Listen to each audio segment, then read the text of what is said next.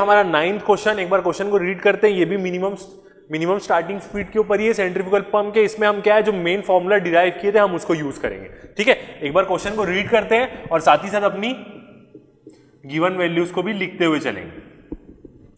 क्या बोलता है क्वेश्चन?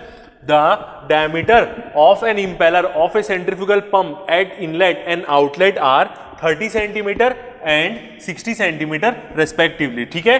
डायमीटर्स बोल रहा है इंपेलर के इनलेट में। D1 कितना दिया है हमें?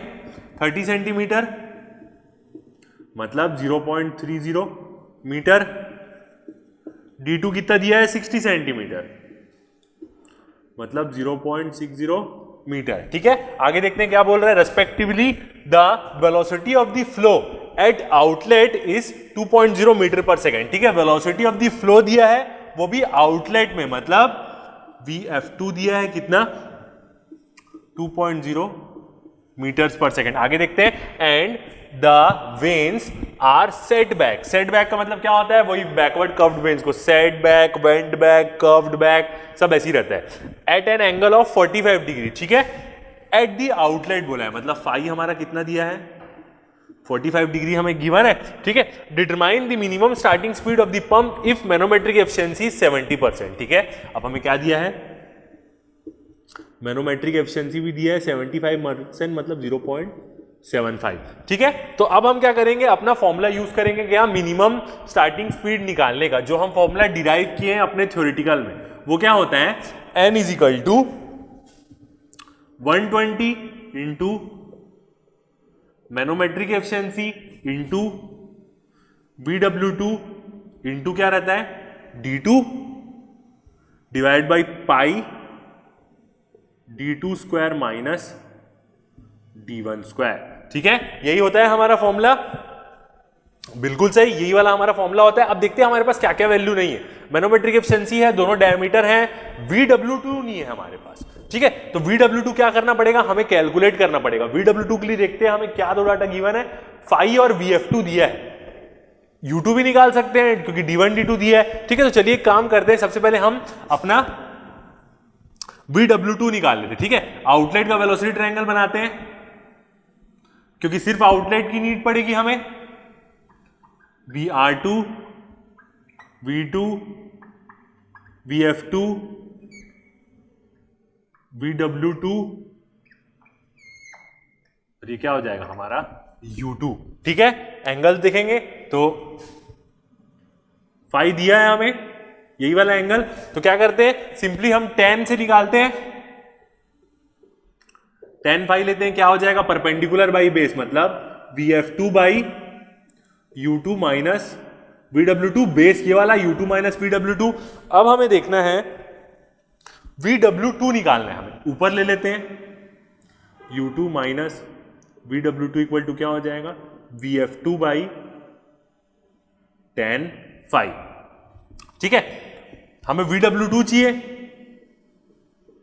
तो U2 minus VF2 by tan phi, ठीक है। ये मिल गया हमें एक्सप्रेशन। अब हम देखते हैं U2 की वैल्यू। U2 की वैल्यू अब हम कैलकुलेट करते हैं। U2 हम कैसे कैलकुलेट कर सकते हैं? पाई D2 N बाई 60 करके कैलकुलेट कर सकते हैं। D2 हमें गिवन है मगर N नहीं गिवन है। D2 हमारा कितना दिया है क्वेश्चन में? हमें 0.60 दिया है, ठीक है, मगर हमें n नहीं गिवन है। तो अब हम क्या करेंगे? n के टर्म में निकाल लेंगे उसको, ठीक है, क्योंकि एक्सप्रेशन पे यहां पे भी n है, इन दोनों से हमें क्या निकल जाएगी? स्पीड मिल जाएगी, ठीक है। और बाकी वैल्यूज देखते हैं। VF2 हमें गिवन है 2.0 और फाई भी हमें गिवन है कितना? सेटबैक है 45 डिग्री।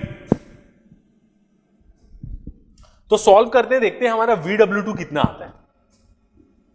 VW2 इक्वल टू, ठीक है, n के टर्म में तो पहले वो निकाल लेते हैं। U2 वो कितना होगा? पाई इंटू D2 है हमारा 0.60 बाई 60,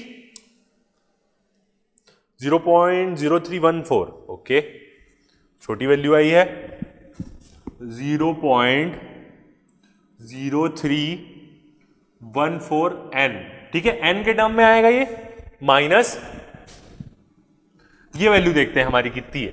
वही 2.0 ही आएगी शायद, बिल्कुल 2 ही आएगी वैल्यू 2। तो ये क्या आ गई, हमारी VW2 की वैल्यू आ गई।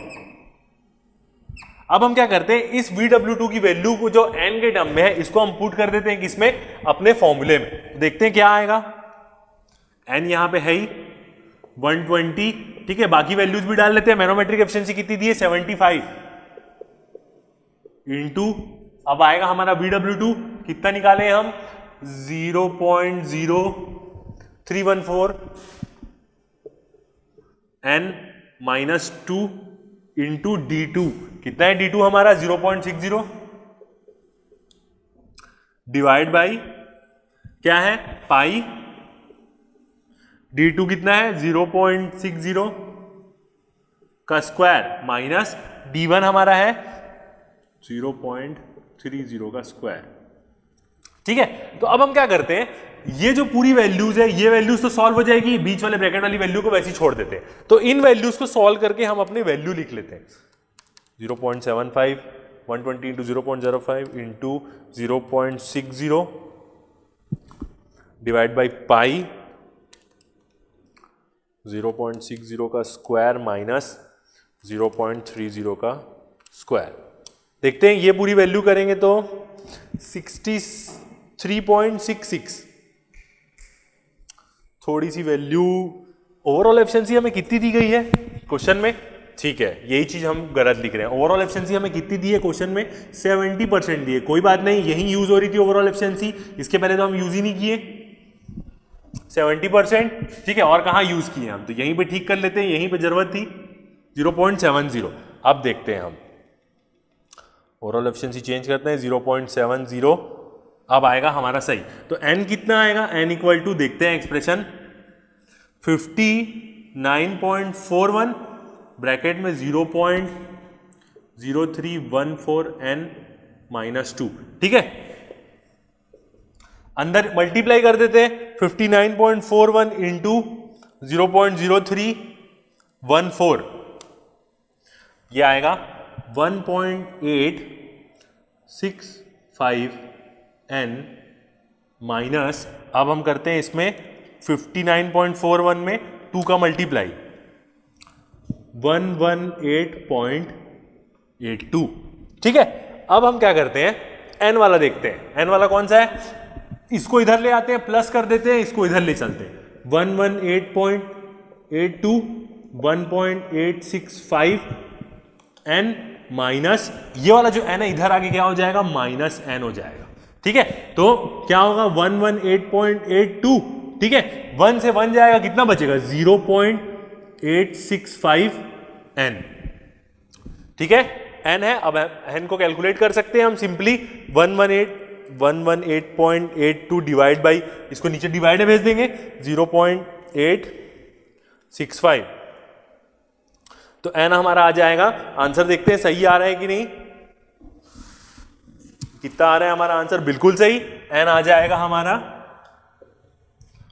137.36 आरपीएम। यही क्या निकालना था हमें, मिनिमम स्पीड निकालनी थी, ठीक है, और वो हमने क्या किया, कैलकुलेट कर लिया, ये तो ये है हमारा आंसर, ठीक है। चलिए आगे देखते हैं एक की पॉइंट, चलिए आगे बढ़ते हैं, कुछ की पॉइंट्स देखते हैं मल्टी स्टेजिंग के प्रॉब्लम्स के लिए, जो भी पंप्स के प्रॉब्लम आते हैं मल्टी स्टेज वाले, उनके लिए हम कुछ चीज देखेंगे। हम अभी तक कितने क्वेश्चन सॉल्व कर लिए, सेंट्रीफ्यूगल पंप में 9 क्वेश्चन सॉल्व कर लिए, ठीक है। वो 9 क्वेश्चन में लगभग सारी चीजें हैं जो इनिशियली जो पहले वाले क्वेश्चन होते हैं, स्पेसिफिक स्पीड, मॉडल टेस्टिंग और वो कैविटेशन वाले पार्ट को छोड़ दें, तो जो इनिशियल पार्ट है बनाने का उसमें पूरे उसमें वैरायटी है। अब उसके कंसेप्ट से हर